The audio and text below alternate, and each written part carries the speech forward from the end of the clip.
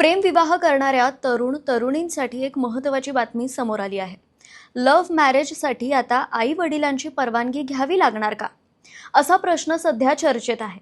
कारण गुजरात सरकारने विवाह नोंदणी नियमांमध्ये बदल करण्यासाठी एक नवीन मसुदा तयार केला आहे. या मसुद्यानुसार प्रेमविवाह करणाऱ्या जोडप्यांसाठी काही नवीन नियम लागू करण्याचा प्रस्ताव आहे. या प्रस्तावानुसार जर एखादा मुलगा किंवा मुलीने प्रेमविवाहासाठी अर्ज केला तर त्यांच्या आई वडिलांना व्हॉट्सॲपद्वारे त्याची माहिती दिली जाईल. म्हणजेच लग्नाची नोंदणी करताना पालकांना अधिकृतपणे सूचित केले जाईल. तसंच लग्नासाठी अर्ज केल्यानंतर लगेच मॅरेज सर्टिफिकेट मिळणार नाही.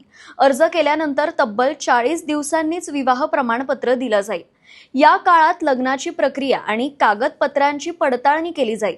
नवीन नियमांनुसार लग्नासाठी येणाऱ्या साक्षीदारांचे पूर्ण तपशील, त्यांचे फोटो आणि आधार कार्डच्या प्रती देणंही अनिवार्य असणार आहे.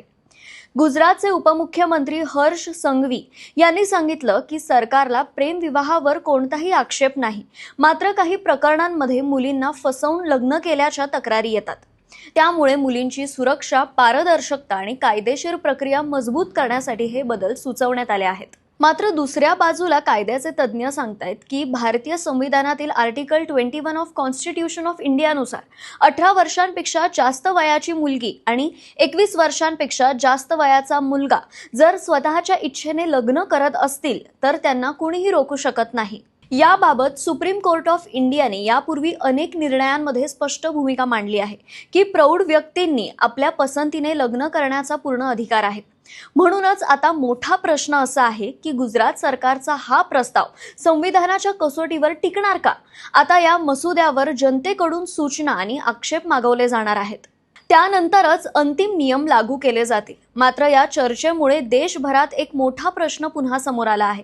प्रेमविवाह करताना पालकांची भूमिका किती असावी? तुमचं या विषयावर काय मत आहे? प्रेमविवाहासाठी आई वडिलांची परवानगी अनिवार्य असावी का? तुमचं मत आम्हाला कमेंटमध्ये नक्की कळवा.